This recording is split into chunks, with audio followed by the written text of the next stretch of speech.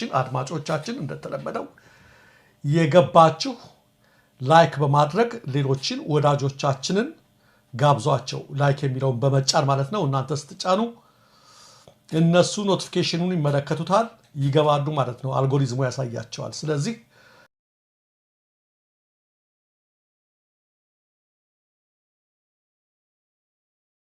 በጣም አመሰግናለሁ አርበኛ አበበ ፈንታው የአማራ ፋኖ በወሎ የህዝብ ግንኙነት ክፍል ኃላፊ እንግዲህ በእናንተ አካባቢ ስላለው ወቅታዊ ሁኔታና አጠቃላይ በአገሪቱም ያሉትን አንዳንድ ጉዳዮች በማንሳት የምንወያየው ነው እስቲ ከወቅታዊ ጉዳዮች እንነሳ ከጦር ሜዳ ውሎች ከአንዳንድ እንቅስቃሴዎች አንፃር ምን ላይ ነው ያላችሁት አመሰግናለሁኝ መሳይ በዚህ በወሎ ቤት አማራ በቀጠለው የህልውና ተጋድሎ ያው ጦርነቱ የዕለት ተግባር ስለሆነ ሁሌም አለ ተጋድሎቹ እንደቀጠሉ ናቸው አለኝ የሚለውን ዘመቻ በመድረም ባየርም ያብይ አህመድ ያንድ ቡድን አገዛዝ በንጹሃን ህዝብ ላይ ጭምር የከፈተው ጦርነት ተጠናክሮ ቀጥሏል እኛም የህልውና ተጋድሏችንን እያደረግን ያለንበት ሁኔታ አለ አጠቃላይ በሁሉም የወሎ አካባቢዎች ጠንካራ ተጋድሎች እየተካሄዱ ያሉበት ሁኔታ ነው ያለው መሳይ እንደው አርበኛ አበበ የተጋድሎን ውጤት በተመለከተ እንግዲህ ከዚህ በፊት የዞኑ ከተሞችን ከገብተው እስከ መውጣት ደርሳቸዋል አሁን ደግሞ የወረዳ ከተሞችን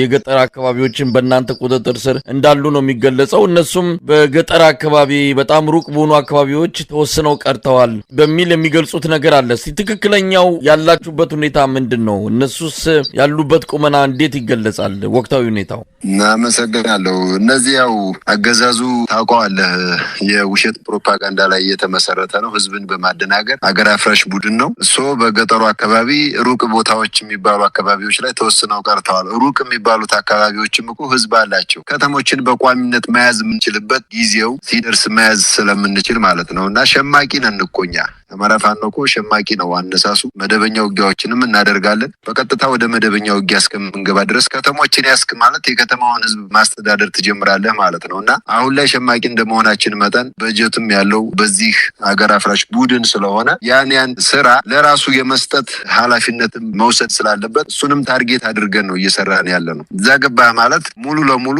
ከተሞችን ማስተዳደር መቻል አለብህና በዛ ደረጃ ለመድረስ በጣም ጠንካራ ስራዎችን እየሰራን ያለነው እነዛን ኃላፊነቶች የመወጣቱን ሂደት ለቤት ስራው ለራሱ ተተውለትና ሌሎች ስራዎችን ካጠናከርክ በኋላ ሙሉ ለሙሉ ከተሞችን ወደ መቆጣጠር የምንገባበትን ሂደት እንሰራለን ማለት ነው አሁን ላይ የተመረጡ ቦታዎች አሉ አጠቃላይ አማራ ክልል እነዛ ላይ ከፍተኛ የሚላቸውን ባየርም በመድረብ ዘመቻ ከፍቶ ያለበት ሁኔታ አለ በገፍ የደሃ ልጅ እየሰበሰበ በጉልበት እያሰለጠነ እያመጣ ለጦር የሚማግድበት ሁኔታ አለ እሱን አጥፍቶ ጠፊ ኃይል ነው የሚያመጣ ያን አጥፍቶ ጠፊ ኃይል ደግሞ እኛ መጠፋፋት አይደለም የምንፈልገው በጣም በብልጠት ነው መንገድ እየሄደ ያለ ነው ተጋድሎችን ስናደርግ ፊት ለፊት ውጊያዎችን አናደርግ ጦራቸው ያለ ውጊያ የሚሰላችበትን በመንገድ በግርጉዞ የሚሰላችበትን ስልት እንጠቀማለን ሰልችቶ ከዛ በኋላ ደግሞ ሳትዋጋስ ንገስ ነው ወደ አገሩ መሄድ የሚፈልገውን ወደ አገሩ እየላክን መታወቂያ እየሰራን ሰራዊቱን እያፈረስን የመጣንበት ሂደት በጣም ቁልፍ አንዱ የኛ መንገድ ነው አሁንም ተመሳሳይ መንገዶችን እንጠቀማለን ሰራዊታቸው እየተሰላቸ ነው አንዳንድ ገጠር ቦታ አካባቢዎች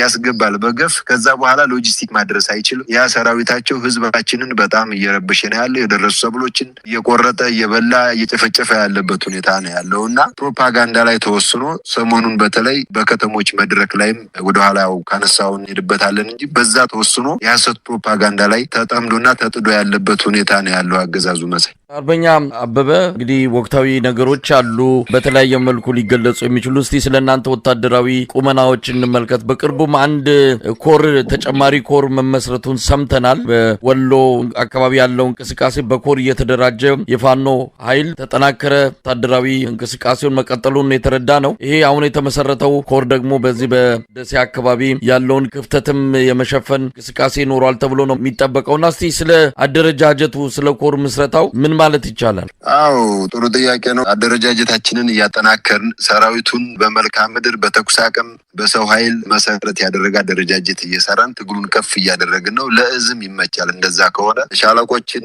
በብርጌዶችን በክፍለጦሮችን ደግሞ እንደነገርኩህ በተለይ መልካም ምድርን የተኩስ አቅማቸውና የሰው ኃይልን መሰረት ያደረገ አደረጃጀት ለእዝም እንዲመች እየሰራን ያለንበት ሁኔታ አለ ላስታ ብርጋዴር ጄኔራል አሳምነው ጽጌ ኮር አለ እሱ በቅርቡ ወደፊት ወደ 2 ኮርም ሊያድግ የሚችል ነው። ቀጠናው ሰፊ ከመሆኑ የተነሳ ወደ ጋሸናም ወደ መቄትም ወደፊት ድረስ ስለሚሰፋ ማለት ነው። ከዛ በዘለለ ከዚህ ከራያ ቆቦ ጀምሮ እስከ ውጫሌ ድረስ እስከ ውጫሌ ሐይቅ ድረስ የሚንቀሳቀሱ የፋኖ አደረጃጀቶችን ደግሞ በቅርቡ ይፋ የምናደርግበት ሁኔታ ይኖራል። ወደ 2 ኮሮች ተደራጅተዋል። ይፋ እናደርጋቸዋለን በቅርቡ። በዚህ አጋጣሚ ያው እያሳወቁ ነው። ከዛ በዘለለ ምዕራብ ወሎ አካባቢ ደግሞ ከዛው ከሰራዊቱ ከአደረጃጀቶቹ ፍላጎት በመነሳት ኮሮችን የሚያደራጀው የእዝ ስራ አስፈጻሚ የእዝ አመራሩ ነው። በዛ መሰረት ማራሳይንት መቅደላ ክፍለ ጦርን በቅርቡ የተሰዋው ጀግናው አርበኛ ይታገሱ አርጋው ቀኛዝማች ይታገሱ አርጋው ማለት ነው ሲመራው የነበረ ነው። እሱ ክፍለ ጦር አለ፣ ንጉስ ሚካኤል ክፍለ ጦር አለ።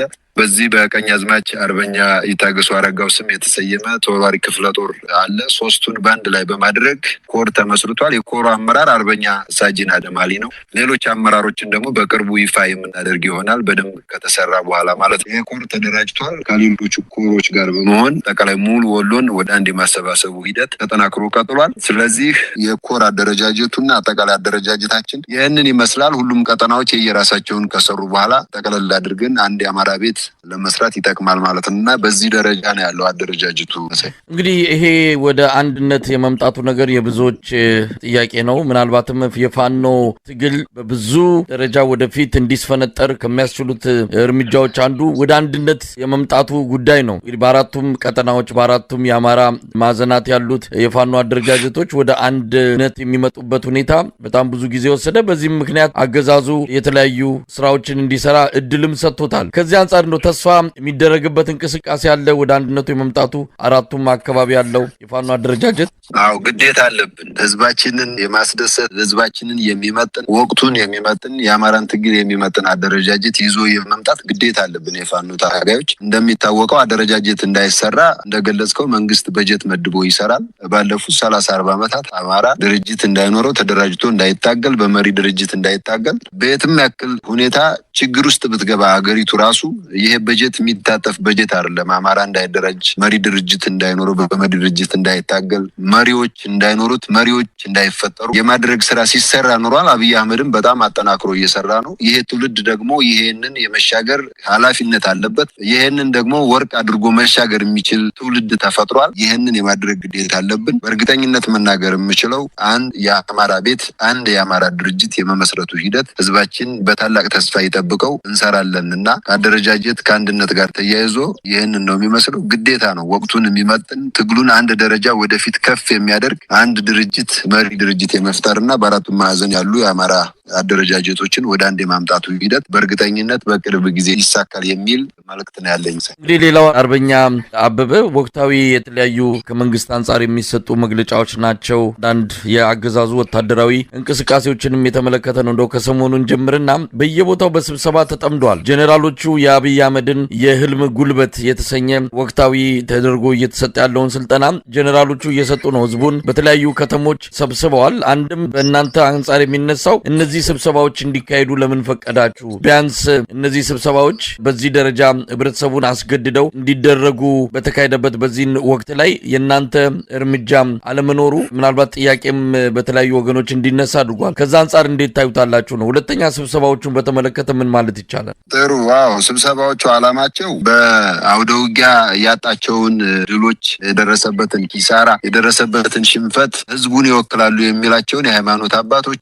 አገር ሽማግሌዎችን፣ በሴፍትኔት ያሰባሰባቸውን አዛውንቶችንም ሌላም እያስገደደ ህዝቡንም ወደ ስብሰባ የሚያስገባበት ሁኔታ አለ። ይሄ የግፈኞች መለያ ባህሪያቸው ነው። ከዛ አንጻር የስብሰባው አላማ እንደነገርኩ ነው። እየደረሰበት ያለውን ወታደራዊም ፖለቲካዊም ሽንፈት ኪሳራ ለመሸፈን የሄደበት ርቀት ነው። ይሄ ደግሞ ቂጥ ገልቦ ክንንብ ነው። ምንም ውጤት የሚያመጣለት አይደለም። ስብሰባዎቹ አላማ ከዛ አንጻር ነው። በቃ ዋናው አላማቸው ነግሬያለሁ። በዛ ያለ ኃይል በተለይ እዚህ ራያ ወደ ሙጃ ጊዳን አካባቢና ላስታ ድረስ ከደቡብ ጎንደር ድረስ ባለው በጣም ከፍተኛ የሚለውን የጦር ሰራዊት እግረኛ አስገብቷል። መጠፋፋት ነው የሚፈልገው ብያለሁ። እየጠፋ እየሞተ እያለቀ እየቆሰለ ቁስለኛውንም እየጣለ አስከሬኑንም እየጣለ የሚሄድ ኃይል ነው የገባው። በዚህ አጋጣሚ ኢትዮጵያውያኖች ማወቅ ያለባቸው የኢትዮጵያ እናቶች ወላዶች ማወቅ ያለባቸው ሀቅ በዚህ ደረጃ ነው ልጆቻቸው እያለቁ ያሉት። አብይ አህመድ እያስጨረሳቸው ያሉ ይቆስላሉ፣ ጥሎ ነው የሚሄደው። ይሰዋል፣ ጥሎ ነው የሚሄደው። የሚቀብራቸው የለም። በዚህ አጋጣሚ ፋኖ ነው መከላከያን የሚቀብረው። በዚህ አጋጣሚ መታወቅ ያለበት ሀቅ ማለት ነው። እኛንን የምናክማቸው እኛንን የምንቀብራቸው ህዝባችን ነው እየቀበራቸው ያለው አልቁሶ እየቀበራቸው ያለው። ስለዚህ ከዚህ አንጻር ሊጠፋፋ የመጣ ኃይል ስለሆነ ያለው በዛ ደረጃ ይሄን ስለምናቅኛ ሰራዊታቸው የሚሰላችበትን ስልት ፈጥረን እየታገልን ያለ ነውና በዚህ ረገድ የደረሰበትን ኪሳራ ስለሚያውቀው እንደዚህ ኃይል አስገባ ኃይል አለኝ የሚለውን ነገር በህዝቡ ዘንድ ለመፍጠር ነው ያደረገው። ድሮም ነበረው አፍርሰ ነው እንጂ አሁንም ማፍረስ እንችላለን። በጣም በቀላሉ መፍረስ የሚችል ወደ ሀገሩ እንድንሸኘው የሚፈልግ ታፍኖ ተገዶ የመጣ ኃይል ነው። መውጫ ነው የሚፈልገው። ስልክ ተጠርንፎ እርስ በራሱ 1 ለ5 ተጠርንፎ ጠባቂና ጠባቂ ሆኖ ነው እየተዋጋ ያለው። በዚህ መንገድ የሚመጣ ለውጥ ይሄንን የሚያውቀው አገዛዙ በደንብ ጠንቅቆ ያውቀዋልና ህዝብ ሰብስቦ ለማጭበርበር ሞክሯል። በጣም በሚያሳፍር ሁኔታ መሳይ ሌላው የጠየቀው ጥያቄ እንዴት ስብሰባ ፈቀዱላቸው ነው። ስብሰባ ፈቅደንላቸው የህዝቡ ምላሽ አይተው ተስፋ መቁረጥም አለባቸው። ተስፋ የሚቆርጡ ሽንፈታቸውን እያወቁ በጭፍን የሚሄዱ ቢሆንም የጣረሞት መንገድ ቢሆንም መንገዳቸው ክፍት አድርገነው እንዲያዩት አድርገናል። ከዛ ውጭ በየትኛውም የአማራ ክልል ከተማ ገብተን የምንፈልገውን መስራት እንችላለን። በየትኛውም የአማራ ክልል ከተማ የፈለግነውን ገብተን ሰርተን መውጣት እንችላለን እና በጣም በሚገርም ሁኔታ የክልሉ አማራ ክልል ብልጽግና ቃል አቀባዩ ዶክተር መንገሻ ፈንታው የ802ኛ ኮር መከላከያ አዛዡና የሰሜን ወሎ ዞን የብልጽግና ጽሕፈት ቤት ኃላፊ እና ከድር ሙስጣፋ ወደ ቆቦ ከተማ ሲገቡ በ10 ኦራል መከላከያ በጣም በብዙ ፓትሮሎች በዙ 23 እና በፓትሮል ታጅበው ነው ወደ ቆቦ ከተማ የገቡት። በዚህ መንገድ ገብተህ እንዴት ነው ህዝብን እኔ ነኝ ላሸንፍ የምችለው እኔ ነኝ የተሻልኩት ኃይል ልትለው የምትችለው? ህዝብ እኮ አይን አለው ጆሮ አለው ይፈርዳል እኮ። እውነተኛ ፈራጅ እኮ ህዝብ ነው ከፈጣሪ በታች። ህዝብን መሸወድ ማታለል አይቻልም። ይህንን ነገር እንዲያዩት አድርገናቸው ጥቃት መፈጸም ስንፈልግ እንፈጽማለን። ገብተው ግን ኪሳራ ነው የደረሰባቸው። ህዝብ የባለፈው ትግራይ ጦርነት የወደሙ ተቋማቶችን ፋኖ ያወደማቸው ብለው ነው ያሳዩት። ህዝብ በጣም የሳቀባቸው በጣም ታዝቧቸዋል። ድሮም የታዘባቸው ናቸው። ከዛ ምንድነው ያደረጉት? ዶክተር መንገሻ ፈንታው ፋኖ ነው የጨፈጨፈው አለ። ፋኖ አልጨፈጨፈም፣ እናንተ ናችሁ ይሄንን የጨፈጨፋችሁት፣ ህዝብ የምትጨፈጭፉት እናንተ ናችሁ ያወደማችሁት አሏቸው። ይሄንን እንዴት ይካድ? መከላከያው የ802ኛ ኮር አዛዡ አሁኛንን ያጠፋ ነው በቀጣይ እናስተካክላለን ያለው ለህዝብ ቆቦ ከተማ ላይ ይሄ ስብሰባ የተካሄደው በዚህ ደረጃ በሐሳብ እንኳን አንድ አይደለም። አርቲፊሻል የሆነ ነገር ነው ይዘው ከህዝብ ፊት እየቀረቡ ያሉት። ውሸት፣ አይን ያወጣ ውሸት። ህዝብን መዋሸት አይቻልም፣ መሸወድ አይቻልም። ታውቀዋለህ መሳይ፣ በጣም ህዝባችን የነቃ ነው እና ቆቦ ላይ ይሄ ሆኗል። ላሊበላም ላይ በተመሳሳይ ከፍተኛ ውርደት ነው የገጠማቸው። ወልዲያ ላይ ጀኔራል አሰፋ ቸኮል ባሉበት የክልሉ ብልጽግና ኃላፊ ባለበት የወልዲያ ከተማ ከንቲባ ባለበት በተካሄደበት ስብሰባ ምንድነው ያሉት? ፋኖ ተበትኗል፣ ዱቄት ሆኗል እንዳሉት እንደ ትግራዩ ማለት እንደ ህወሓት። አንድ ተሰብሳቢ ምን አላቸው? በጣም በሚያሳፍር ሁኔታ ወልዲያ ላይ ህዝቡን የአማራን ህዝብ በሃይማኖት ለመከፋፈል ሙስሊሙን የብቻ ክርስቲያኑን የብቻ ነበር የሚሰበስቡት። ምንም ውጤት ባያመጣላቸውም ህዝብ እየታዘባቸው ቢሆንም ማለት ነው። አንድ ተሰብሳቢ ምንድነው ያላቸው? ወያኔንም ትሉን ነበር፣ ዱቄት ሆኗል ተበትኗል ትሉን ነበር፣ ግን ደብረ ሲና ድረስ አድርሷችሁን የተመለሰው። በዛ ሰዓት ምን ያክል ዋጋ እንደከፈላችሁ ለእናንተ መናገር ለቀባሪ ማርዳት ነው። ዛሬም ፋኖን ብትሉን አንሰማችሁም፣ የሚሰማችሁ ህዝብም የለም፣ አናምናችሁም፣ እውነቱም አይደለም አንወሻሽ ያላቸውን አንድ ተሰብሳቢ ህዝቡን ወደ ምሳ ግብዣ ሲወስዱ ለይተው እሱን ወዳልታወቀ ቦታ ነው የወሰዱት ወልዲያ እና በዚህ ደረጃ ህዝብ እንዲታዘባቸው እውነቱን እንዲያውቁት ሌላ አማራጭ ካላቸው ምናልባት አማራጫቸው ሽንፈት ብቻ ነው። ሌላም አማራጭ ካላቸው እንዲያዩት የሚያደርግ ሽንፈት እንደተኮናነጉም እንዲያውቁት የሚያደርግ ሁኔታ ነው የተፈጠረው እና መሳይ የሰሞኑ የብልጽግና የመድረክ ጋጋታዎች ውጤታቸውና ነባራዊ ሁኔታው ይህንን ይመስላል መሳይ። ከብልጽግና ብቻ ሳይሆን ሰሞኑንም የኢዜማው መሪ ፕሮፌሰር ብርሃኑ ነጋ እንደዚሁ በሰጠው ቃለ መጠይቅ ላይ በኦሮሚያና በአማራ ክልል የሚካሄደው ትጥቅ ትግል የትም አይደርስም አይነት አስተያየት ሰጥቷል። ይሄ በብልጽግናው መንደርም በሰፊው የሚነሳ ነው። የትም አይደርስም፣ ቢበዛ አማራ ክልልን ምናልባት ከዛም ያለፈ ሊሆን አይችልም የሚልም ነገር ይነሳል። ትግሉን አሳንሶ አኮስሶ የማየት ሁኔታ ይታያልና ይሄ ከምን የመነጨ ነው? ከፍርሃት ነው ወይስ በትክክልም እነሱ የሚሉት ነገር መሬት ላይ የሆነ ነው? ምንድን ነው ማለት እንችላለን? አርበኛ አበበ። የፋኖ ነገር ምን አለ መሰለህ መሳይ፣ መጽሐፍ በግንበኞች የተናቀው ድንጋይ እርሱ የማዕዘን ራስ ሆነ ይላል። በግፈኞች የተናቀው ፋኖ ዛሬ የአማራ ብቻ ሳይሆን የኢትዮጵያ ተስፋ ነው። የኢትዮጵያ ብቻ ሳይሆን የምስራቅ አፍሪካ ቀጠና ተስፋ ነው። ይሄ ነው ሀቁ። ይሄን ያውቁታል። ግፈኞች ለእኛ የነበራቸው ግምት ክላሽ እንዳንይዝ፣ የአማራ ልጅ በእጁ ዱላ እንዳይይዝ እናደርገዋለን ሲሉ ነበር። ክላሽ አይደለም ብሬና ስናይፐር ስናይፐር ያመጡትን ዘመናዊ ነፍስ ወከፍ ክላሽ በሙሉ ዲሽቃና ሞርተር ታጥቀናል። ዛሬ እሱ ያሳብዳቸዋል፣ ያናድዳቸዋል፣ ይናደዳሉ በጣም። በዛ ደረጃ ዝቅተኛ ግምት ስለሌላቸው እኛ ህዝባችንን አምነን ህዝባችን ጫካችን፣ ህዝባችን ድሮናችን ብለን ነው የወጣ ነው። የተሻለ ደረጃ ደርሰናል። የብርሃኑ ነጋ ሁላችንም እንደምናውቀው እሱ እንደሚለው አይደለም፣ ይታወቃል። የአማራን ህዝብ ሲያታልል ሲያጭበረብር ነው የነበረው። በአማራ ህዝብ ሀብት፣ ጊዜ፣ ጉልበት፣ ገንዘብ፣ ህይወት የሚፈልገውን ስልጣን ይዟል። ስልጣን ከያዘ ደግሞ በኋላ በአማራ ተማሪዎች ላይ ዘር ማጥፋት እየፈጸመ ነው ያለው። ያመጡትን ውጤታቸውን እያጭበረበረ የአማራ ልጅ በከፍተኛ ደረጃ እንዳይማር በከፍተኛ የትምህርት ተቋማቶች እንዳይገባ እያደረገ ያለ ሰው ነው እና ይሄ ተሸንፈዋል። ሽንፈታቸውን ነው የሚያሳየው። አብይ አህመድ በሜካፕ ሊሸፍነው አልቻለም።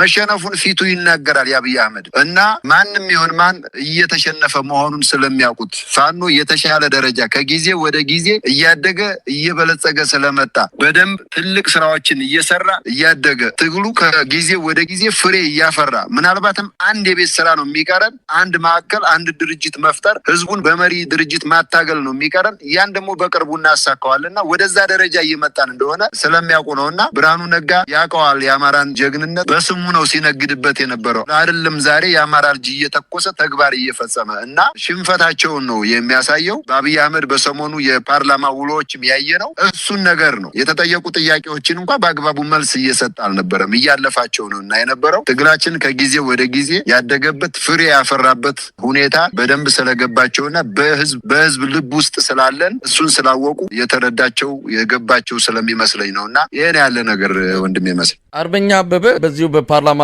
ውሎ ላይ አብይ አህመድ ከተናገራቸው አንዱ ፋኖን በተመለከተ ድርድር እያደረግን ነው፣ ያው እስካሁን ያለው አልተሳካም፣ ግን ድርድሩን ቀጥለናል የሚል ነገር አንስተዋል። ምናልባት በእናንተ በኩል የምታውቁት ነገር አለ አብይ አህመድ ጀመርኩት ስለሚለው ድርድር? ሌላው በአማራ ክልል የሰላም ካውንስል የሚባል አለ። የሰላም ካውንስሉም ለማነጋገር የሚያስችል መልካም ነገሮችን እያየን ነው የሚልም ነገር ጠቅሷል። የምክክር ኮሚሽኑ ኃላፊም ፕሮፌሰር መስፍን አርአያም እንደዚሁ በሶስተኛ ሀገር ለማነጋገር እንፈልጋለን ታጣቂዎችን የሚልም ነገር አንስተዋል። እስቲ እነዚህ ነገሮች ምን ያሳያሉ? እናንተ ጋር የደረሱ ነገሮች አሉ? ስለዚህ ያላችሁ አቋም ምንድን ነው? ምክክር ኮሚሽን ምናምን የሚባለው ቀልድ አሁንም በዓለም አቀፉ ማህበረሰብ ዘንድ እነዚህን ሂደቶች እየሄድኩ ነው፣ ዘር ማጥፋት እየፈጸመ ነው፣ ከክላሽ እስከ ድሮን ተጠቅሞ በአማራ ህዝብ ላይ እያዘነበ ነው ያለው። ያን ለመሸፈን ነውሩን ዘር አጥፊ መሆኑን በዓለም አደባባይ ስለታወቀበት እነሱን ነገሮች ለመሸፈን በሰላም ኮሚቴ በምክክር ምናምን የሚለው ነገር አለ። እኛ ምንም የምናውቀው ነገር የለም። ፓርላማ ላይ የሽኩትኩት ማስኪደዋቸዋል ብሏል። አሁንም የሽኩትኩት እናስከዳቸዋል። የአብይ አህመድን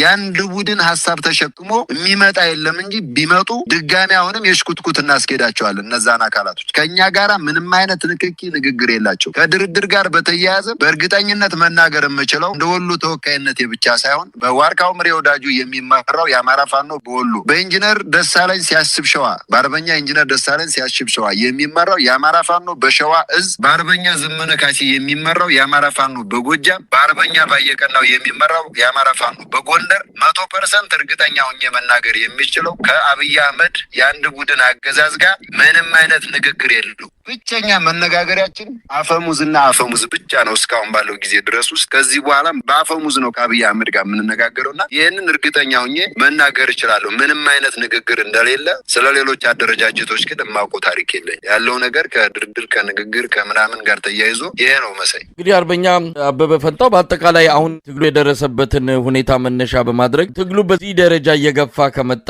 አሁን አገዛዙ የመጨረሻ በስልጣን ለመቆየት የሚያስችለውን ማንኛውን ወደኋላ የሚል አይደለም። የአማራን ህዝብ ምንም ህዝቡን በራብም በመድኃኒት እጦትም በተለያዩ መሰረታዊ ነገሮች አቅርቦት እጥረት እንዲገጥመው በማድረግ ለማንበርከክና በእናንተና በአብዛኛው ህብረተሰብ መሃል ክፍተትን በመፍጠር የመሰላቸት ማድረግ ጦርነቱን በተራዘመ ሂደት የአማራ ህዝብ እንዲጎዳና በመጨረሻም ፋኖ ጫውታ ውጭ እንዲሆኑ እንዲህ አይነት ስትራቴጂም ያስባል። እንደው እነዚህ ነገሮችን ለማስብሉ ይወሰዳል። በእናንተ መስዋዕትነት ወደ ድል ለምን ያሰባችሁት ነገር አለ? ከዚህ አንጻር እንደው የተዘጋጃችሁበት ልታደርጉት ያሰባችሁትስ ነገር አለ? አዎ ጥሩ። ሁሉንም ነገር እንግዲህ በሂደት የምናየው ይሆናል። እንዳልከው አገዛዙ የአብይ አህመድ የአንድ ቡድን አገዛዝ አራዊት ሰራዊት እያሰለጠነ እያመጣ ብዙ ነገር እያደረገ ነው። ስልጣን ይወልዳል፣ የሚኖረው ለስልጣን ነው። ከስልጣኑ ከወንበሩ ውጭ ሌላ ፍላጎት የለውም። ህዝብ አያከብርም። ህዝብ ስለማክበር፣ ስለ መንግስትነት፣ ስለ ማስተዳደር ጽንሰ ሀሳቡንም አያውቀውም ሰውየው እና ምናልባት ኢትዮጵያና ኢትዮጵያውያኖች ከፈጣሪ ቅጣት መጥቶብን ይመስለኛል ከአብይ አህመድ የወደቅ ነው አማራው ብቻ ሳይሆን እና ከዚህ ጋር ተያይዞ የቱንም ያክል ቢያደርግ ከሽንፈት የሚያድነው የለም። የቱንም መንገድ ሊጠቀም ይችላል። ምናልባትም እኮ በአማራ ስም የተደራጁ አድማ ብተና፣ ፖሊስ፣ ሚሊሻ እና የብልጽግና ከቀበሌ እስከ ክልል ያሉ አመራሮች በእነሱ እገዛ እንጂ እኮ የአብይ አህመድ ሰራዊት እኮ ምንም እየሰራለት አይደለም። እኛም ደግሞ ከራሳችን ህዝብ ጋር መጨፋጨፍ ስለሌለብን በማንኛውም አጋጣሚ ጊዜ ወስደን ያለምንም መሰልቸት በፍጹም ትዕግስት እነዚህ አካላቶች ወደ ህዝባቸው እንዲመስሉ በአማራ ህዝብ ላይ ዘር ማጥፋት እየተፈጸመ መሆኑን በሂደት ስለሚገባቸውና አንድ ወቅት አብዛኛው ክዶት እንደሚመጣ ስለምናቅ በታላቅ ተስፋ እየጠበቅን ያለንበት ሁኔታ ስላለ እንጂ አብይ አህመድ አሰልጥኖ ወይም ብርሃኑ ጁላ አሰልጥኖ ያመጣው ወታደር ምንም የሚያመጣው ነገር የለውም። አማራ ክልል የሚገባው ኃይል በሙሉ ባህር እንደገባ ቁጥር ነው። ምንም ሊያመጣ የሚችለው ነገር የለም። ግን አሁን ካልከው አንጻር አንዳንድ መሰረተ ልማቶችን፣ ማህበራዊ ተቋማቶችን እና ሌሎችም ነገሮች ባንኮችንም ጨምሮ ያለኝ የሚለውን የመጨረሻ እድሉን ሊጠቀም ይችላል። ግን ከዛ በላይ የሆነ ኮዝ ከዛ በላይ የሆነ አጀንዳ ምናልባትም እነሱን ነገሮች ከዛም የዘለለ ትላልቅ ጉዳዮችን አጥተን የህልውና አደጋ ተጋርጦብን እንደመግባታችን እኛም በቂ ዝግጅት ባይሆንም በአቅማችን ዝግጅቶችን እናደርጋለን። ህዝባችንም ይህን ሊያደርግ እንደሚችል ይገምታል። ምናልባትም እሱን ያደረገለት ከሱ ጋር የወገኑትንም በሙሉ ሊያጣቸው ይችላል ብዬ አስባለሁ። በአማራ ስም ተደራጅተው የአማራን ህዝብ ዘር እያጠፉ ያሉ ከብልጽግና አገዛዝ ጋር የወገኑ አንዳንድ አደረጃጀቶችንም ሙሉ ለሙሉ ሊያጣበት የሚችልበት ሂደት ስላለ ይመስለኛል እንጂ እስካሁን እነዚህን እርምጃዎች ሊጀምር የሚችልባቸው ሁኔታዎች ሳይፈጠሩ ቀርተው አይደለም። እሱ ስጋት ስላለበት ነው። ካደረገ ሁሉንም አብረን የምናየው ይሆናል እና ዝግጁ ነን ለሁሉም ነገር። መሳይ በጣም አመሰግናለሁ። እንግዲህ አርበኛ አበበ ፈንታው ምናልባት ወቅቱን የሚመጥን ከወቅቱ አጠቃላይ የፖለቲካ የምስራቅ አፍሪካም የኢትዮጵያም የአማራ ክልልም ከነዚህ ጋር እንቅስቃሴዎች ጋር በተያያዘ የምታስተላልፉት መልእክት ካለ ህዝብ እንዲያውቅ የምትፈልጉትም ነገር ካለ እድሉን እሰጣለሁ። አመሰግናለሁ። ከአሁን በፊት ባስተላለፍነው መልእክት መሰረት ህዝባችን አጠቃላይ ሌሎች ሀገር ወዳድ ኢትዮጵያውያኖችም ጨምሮ የድጋፍ ሰልፎችን ለፋኖ የተቃውሞ ሰልፎችን ደግሞ ለአብይ አህመዱ የአንድ ቡድን አገዛዝ ተቃውሞ እያደረገ ያለበት ዘር ማጥፋት እየፈጸመ እንደሆነ በአማራው ላይ ሀገራችንን ኢትዮጵያን እያፈረሰ እንደሆነ በዓለም አቀፉ ማህበረሰብ ዘንድ እንዲታወቅ እየተደረገ ያለው የተቃውሞ ሰልፍ በጣም ብዙ ውጤቶችን አምጥቷል። ይሄ ተጠናክሮ ይቀጥል። ለዚህም ግዴታ ቢኖርባቸው አመስግነናል ህዝባችንን። ከዛ በዘለለ በዚህ ሰዓት ደግሞ ማስተላለፍ የምፈልገው መልእክት አጠቃላይ አማራው ብቻ ሳይሆን ኢትዮጵያውያኖችም ጭምር የህልውና አደጋ ተጋርጦባቸዋል። አማራው በሌለበት ሌሎች ኢትዮጵያውያኖች የሚኖሩባት ኢትዮጵያ ልትኖር አትችልም እና ሁሉም ኢትዮጵያውያኖች ከአማራው ጋር ተጋብተዋል፣ ተዋልደዋል፣ አንድ ህዝብ ነን እና ከአማራ ትግል ጎን በመቆም ሀገራችንን ኢትዮጵያንም እንዲታደጉ የሚል መልእክት አለኝ። ምናልባት ከአማራ ውጭ ያሉት ሌሎች ኢትዮጵያውያን ብሔር ብሔረሰቦች ማስተላለፍ የምፈልገው ወቅታዊ መልእክት እንደ ሀገር አቀፍ የሆነ ህዝባዊ እምቢተኝነት፣ ሀገር አቀፍ የሆነ ህዝባዊ አመጽ ያስፈልጋልና ሁሉም ኢትዮጵያውያኖች ያለምንም ቅድመ ሁኔታ በአብይ አህመዱ የብልጽግና የአንድ ቡድን አገዛዝ ላይ ሁሉም ኢትዮጵያውያኖች ያለምንም ቅድመ ሁኔታ አንድ የሆነ በመላው ኢትዮጵያ ውስጥ ህዝባዊ አመጽ፣ ህዝባዊ እምቢተኝነት ያስፈልጋልና ይሄንን በፍጥነት ሁሉም ኢትዮጵያውያኖች ሊሳተፉበት ይገባል፣ ይሄንን ተግባራዊ ሊያደርጉ ይገባል የሚል መልእክት አለ። በአማራ ፋኖ በወሎ ስም አመሰግናለሁ። በድጋሚ በጣም አመሰግናለሁ። አርበኛ አበበ ፈንታው የአማራ ፋኖ በወሎ የህዝብ ግንኙነት ክፍል ኃላፊ፣ እግዜር ይስጥልኝ። እሺ እኔም አመሰግናለሁ መሳይሽ።